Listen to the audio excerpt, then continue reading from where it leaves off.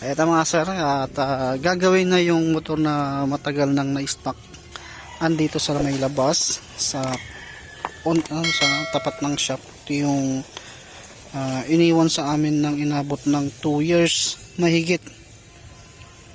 Ngayon bumalik yung may-ari, papagawa na raw.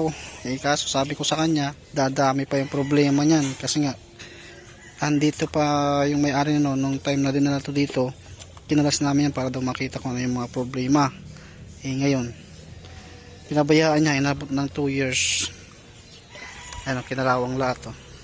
Totally nilabas namin dito para may magawa kami sa loob dahil nga hindi pwedeng kanya.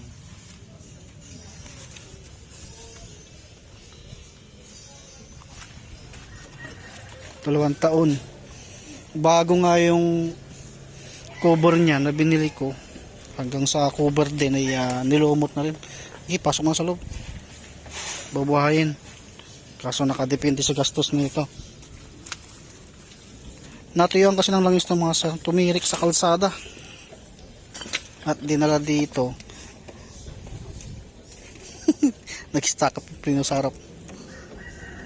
Kinalawang na. Dinala dito.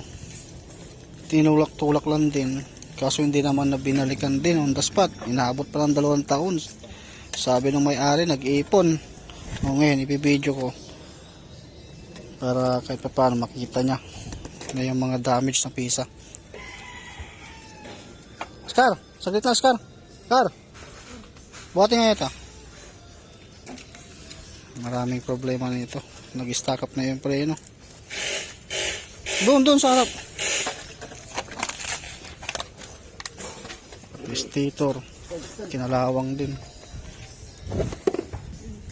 Natuyuan ng langis. Tinulak ng tropa papunta rito para magpagawa. Kaso nga lang, usapan ay magwi-withdraw lang. Inabot ng 2 taon. Sige, yan. Kalawang na. Nakatakip na to. Tinakpan ko to kasi hindi pwedeng ipasok sa loob dahil nga siyempre gumagawa kami at marami nagpapagawa. Ano nangyari?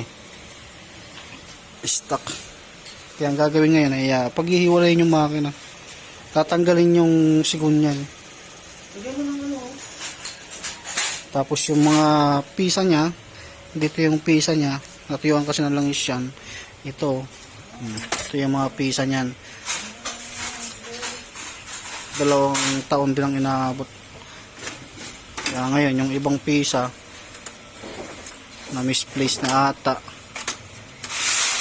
Kaya ngayon yung camshaft nya, ito sila yung bearing dahil nga yung motor na yan natuyuan ng langis.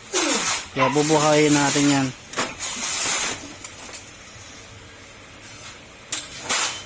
Ito yung panggilid naman andun sa kabila, nakatago sa kabila.